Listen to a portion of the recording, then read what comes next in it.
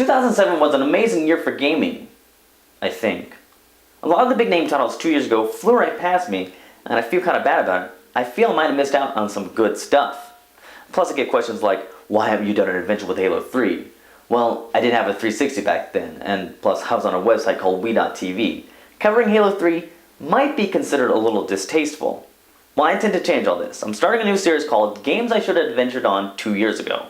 It's a 10-part series, so it's going to take me some time. So, let's get started.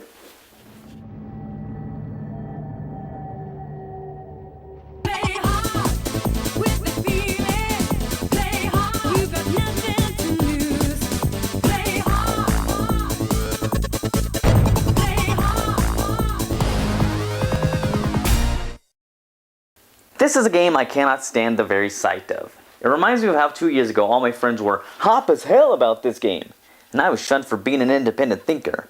I was shunned for being excited about something else. But if I'm doing this stuff chronologically, there's no place to start other than BioShizzle. I know, it sounds better, doesn't it? BioShizzle is a genetically enhanced shooter, which means if I played this game a couple months ago, it would have been on that list of games that Infamous is similar to. Man, I really liked Infamous. But how do you come across the ability to shoot lightning from your hands like when Ernest goes to jail? It all starts with you on a plane, and then you getting off the plane by way of it crashing into the Atlantic Ocean. And I think this has happened to every one of us. The character reaches the surface of the water, and then you wait for the animation to end. And you wait until you realize, oh, I'm actually playing the game now. What a coinkydink, you crash right next to this lighthouse thing, and since you're not really doing anything else at the time, you decide to go in. And thus you learn the story of Andrew Ryan and how he built a city under the ocean to get away from all the people he really didn't like.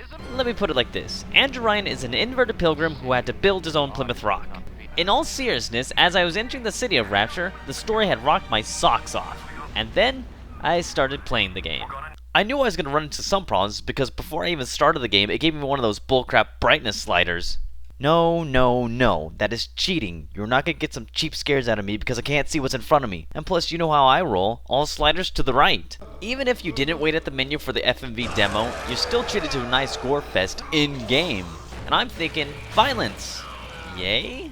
I find nothing appealing about this. At least in fun times with the Lancer, you know that you're protecting yourself. Slowly, my socks are being rocked back on. But I'm quick to forgive these things. I mean, the game just started. I gotta make way for bigger problems. As you venture into Rapture, you pick up a radio and start taking orders from a guy named Atlas. He'll help you survive because around every corner, everyone is just tweaked out of their minds. And really, he only wants you to do two things. Go save his family, and go kick Andrew Ryan's ass. After a few levels, I found myself yelling, I am so sick of getting sidetracked! There's probably more sidetracking than there is actual game in BioShizzle.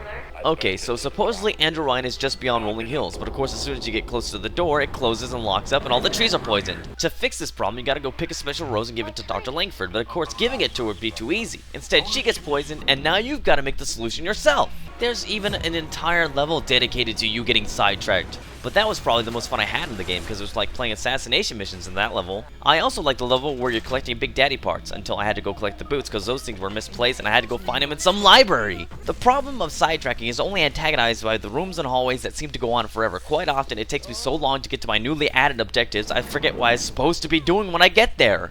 There are a lot of things in Rapture that you can hack, and I actually don't have a problem with it at all. Partially because hacking involves a little minigame that's not all that hard to do, but mostly because if something was hackable, I either destroyed it or just paid to hack it, and I never ran out of money. I wanted to rip on the plasmids until I realized I'd be a flaming hypocrite if I did. Plasmids are the powers that you wield within your hand. You have these powers because you decided to shoot up within the first 5 minutes of being in the city, and there's nothing wrong with shooting electricity, fire, or ice from your arm. I'm really glad that these plasmids are here because the actual shooting part of this genetically enhanced shooter leaves much to be desired. Firing a weapon is incredibly clunky. There's absolutely no finesse in what you're doing. And since the amount of ammo that you can hold is embarrassingly and realistically small, it's really easy to run out of bullets. Whenever I saw a Big Daddy approaching, I pushed every button on the controller, hoping one of them was the surrender command. But you see, this is stuff I can't even complain about. If you like the shooting, then it's a great first-person shooter. If you don't like the shooting, then it's a great horror game. 2K might not have designed it like that, but it sure works out for them. When you're running critically low on ammo and your enemies just aren't dying, yeah, I'd have to admit that it is scary. Immediately afterward, I'd have to admit that I don't understand why you'd want to feel that way. Has the human race had it so good for so long that we actually like to have the emotion of fear invoked in us? Maybe, as somebody has once said to me, I'm being too logical on this stuff.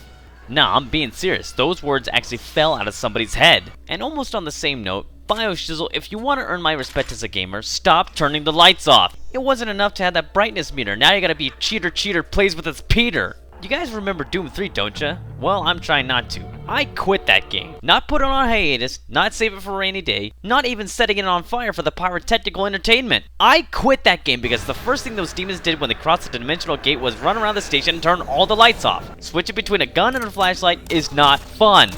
I remember sometime around the release of this game, somebody tried to tag me with saying that the game had horrible production value. And the fact is, no, I never said that. The level of detail is amazing. And I really like the relationship between the big daddies and the little sisters, which makes the situation all the more heartbreaking when you kill little sister's best friend right in front of her and then proceed to rip her head off. Oh wait, you don't have to do that. Let me preface my next statements by saying that for the longest time I had never played a game with a choose your karma system. Now I'm starting to believe that they're a really bad idea.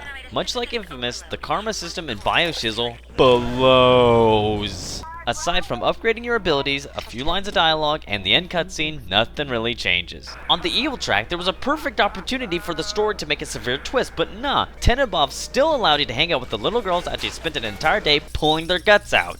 Looking back, this really was the beginning of the end between me and my friends. Why? Oh, I don't know, maybe because of statements like BioShock. I don't know why I had to keep on going through this, but I'll try once again. The humor in that statement is that it had nothing to do with what I was previously talking about. And it wasn't even me saying it, and you can't hate me for something that I did not say. Really, the statement should have been, fuck the BioShizzle fanbase. Now you can hate me. This particular fanbase absolutely reeks of groupthink. You know what that word means? Of course you do. One of your friends told you what it meant and you believed no matter what because you didn't want to be a part of the unaccepted group. Probably the most interesting part about this entire situation is compared to all the praise that I had to listen to before the game came out, all my friends were really quiet after they played the game. And it wasn't even because something better was coming out the next week. So if I had a final statement, it would be, BioShizzle is overhyped and cumbersome. The story is great, it just sucks that you actually have to play the game to experience it.